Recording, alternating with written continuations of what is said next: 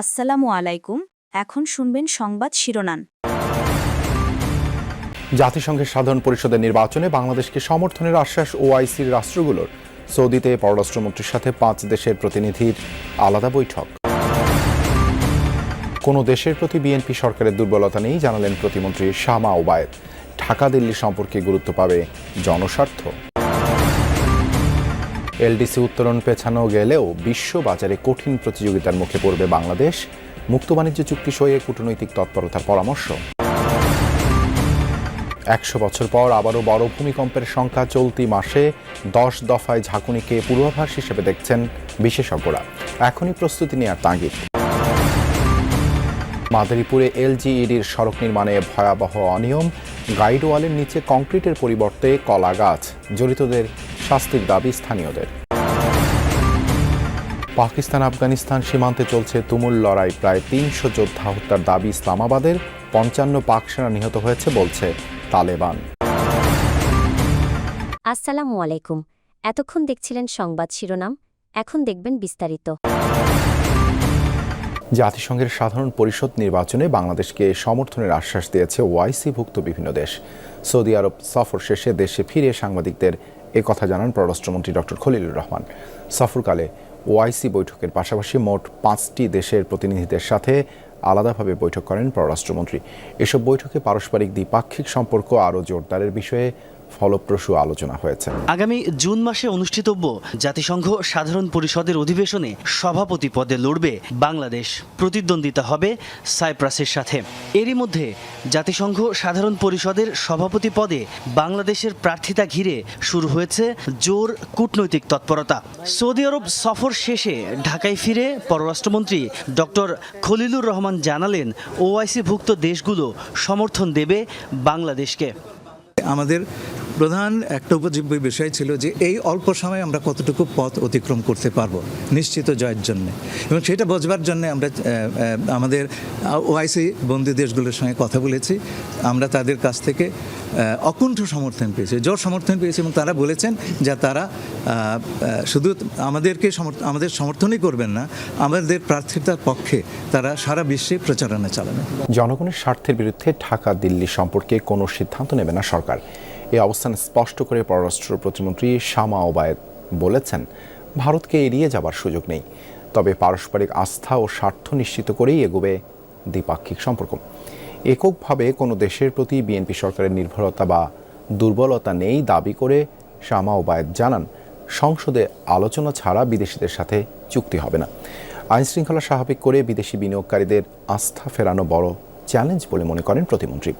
তার সঙ্গে কথা বলেছেন মাহফুজ মিশু। প্রধানমন্ত্রী তারেক রহমানের মন্ত্রিসভায় বড় চমক পররাষ্ট্রমন্ত্রী। অন্তর্বর্তী সরকারের জাতীয় নিরাপত্তা উপদেষ্টা থেকে সবাইকে অবাক করে পররাষ্ট্রমন্ত্রী হয়েছেন ডক্টর খলিলুর রহমান।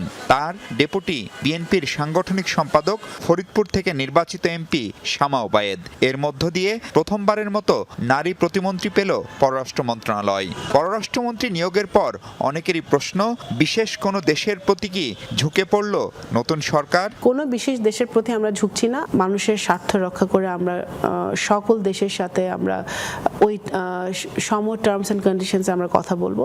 সবার আগে বাংলাদেশ, ওই কনসেপ্টটা মাথায় রেখে আমরা আমাদের অর্থনীতি, সমাজনীতি সব কিছু আমরা ডিসাইড করব। স্বল্পোন্নত দেশ হিসেবে টিকে গেলেও বিশ্ববাজারে কঠিন প্রতিযোগিতার মুখোমুখি হবে বাংলাদেশ। কেননা মুক্ত বাণিজ্য চুক্তি সয়ে এগিয়ে গেছে প্রতিযোগীরা, যার বড় ধাক্কা আসবে পোশাক খাতে। তাই এলডিসি গ্র্যাজুয়েশন পেছানোর আবেদন নিয়ে বসে না থেকে ব্যবসায়ীদের নতুন বাণিজ্য লড়াইয়ে প্রস্তুতির পরামর্শ অর্থনীতিবিদদের।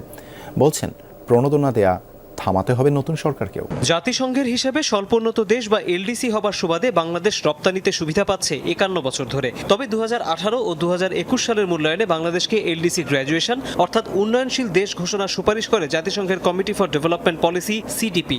কথা ছিল সিদ্ধান্ত কার্যকর হবে 2024 সালে, কিন্তু কোভিডের প্রাদুর্ভাবের কারণে গ্র্যাজুয়েশনের মেয়াদ 2 বছর বাড়ানো হয়। গোড়া থেকেই এলডিসি উত্তোলন পেছানোর পক্ষে শিল্প মালিকরা, তাতে সায় দিয়ে জাতিসংঘে চিঠিও দিয়েছে নতুন সরকার, যেখানে বলা হয় গত 2 বছর রাজনৈতিক রাজনৈতিক পালাবদলের কারণে পর্যাপ্ত প্রস্তুতি নেওয়া যায়নি, নতুন মার্কিন ট্যারিফের কারণে বিশ্ববাজারও অস্থির। এসব কারণে দীর্ঘস্থায়ী সংকট তৈরি হলে তা সামলাতে প্রস্তুত নয় বাংলাদেশ। জাতিসংঘের সেই কমিটি যদি মনে করে না আমাদের যে যুক্তিগুলো আছে এই যুক্তিগুলো খুব একটা সবল নয়, তখন কিন্তু তারা বলতে পারে যে না এটা গ্রহণযোগ্য নয়, তোমাদেরকে উত্তোলন করতে হবে, তাই না? কাজে এটা কিন্তু আমরা এককভাবে চাইলে কিন্তু হবে না। তথ্য উপাত্তের ভিত্তিতে যে গ্র্যাজুয়েশনের ক্রাইটেরিয়া মিট করার ক্ষেত্রে যে আমাদের কোনো অসুবিধা হবে না সেইটুকু আমি বুঝতে পারিনি, কিন্তু আমার সার্বিক অর্থনৈতিক পরিস্থিতির যে একটা কঠিন সময় পার হচ্ছে সেইটা একটা কেসিং পয়েন্ট হতে পারে। বিশ্ব বাণিজ্য সংস্থার হিসাবে এলডিসি উত্তোলন হলে বাংলাদেশের রপ্তানি আয় কমবে বছরে $537 কোটি, যার বড় অংশই পোশাক। আবার স্বল্পোন্নত দেশ থেকে গেলেও প্রতিযোগিতা কমার সুযোগ নেই, কেননা বিভিন্ন দেশ কিংবা অঞ্চলের সাথে আলাদা মুক্ত বাণিজ্য চুক্তি সই করে ফেলেছে ভারত, ভিয়েতনাম, কম্বোডিয়ার মতো প্রতিযোগীরা। এক্ষেত্রে বাংলাদেশের অগ্রগতি শুধুই ভুটানের সাথে। বাংলাদেশ অঞ্চলে সবশেষ 96 বছর আগে 1930 সালে সর্বোচ্চ 7 মাত্রার ভূমিকম্প হয়েছিল। এর আগের 65 বছর ভূমি তছনছ করা ভূমিকম্প হয়েছিল 6 বার। বিশেষজ্ঞরা বলছেন নিশ্চিত কিছু বলা না গেলেও প্রায় 100 বছর পার করা ওসব প্লেট যে কোনো সময় তীব্র ঝাঁকুনি সৃষ্টি করতে পারে। এই অবস্থায় বাসাবাড়ি সহ সব অবকাঠামো ভূমিকম্প সহনীয় করে তোলাই হবে প্রধান প্রস্তুতি।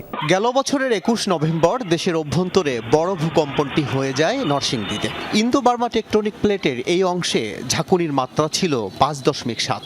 তখন বেশ কিছু প্রাণহানির খবর বয়ে এনেছিল প্রাকৃতিক দুর্যোগটি। মাত্র 3 মাসের মাথায় শুক্রবার জুমার নামাজের পর 5.4 মাত্রার ভূমিকম্পে ফের কেঁপে উঠল সারা দেশ। চলতি মাস শেষ হওয়ার আগেই 10 দফা ভূকম্পন, গড়ে প্রায় 2 দিনে একটি। এমন ঘন ঘন কম্পন কি বড় বিপর্যয়ের আভাস? মাদারীপুরে এলজিইডির একটি সড়ক নির্মাণে উঠেছে চরম অনিয়মের অভিযোগ।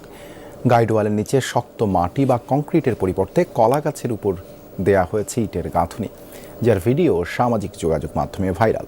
ভয়াবহ এই অনিয়মের সাথে জড়িতদের শাস্তির দাবি তুলেছেন স্থানীয়রা। মাটি বা কংক্রিট নয়, কলা গাছের উপর দেয়া হয়েছে ইটের গাঁথুনি।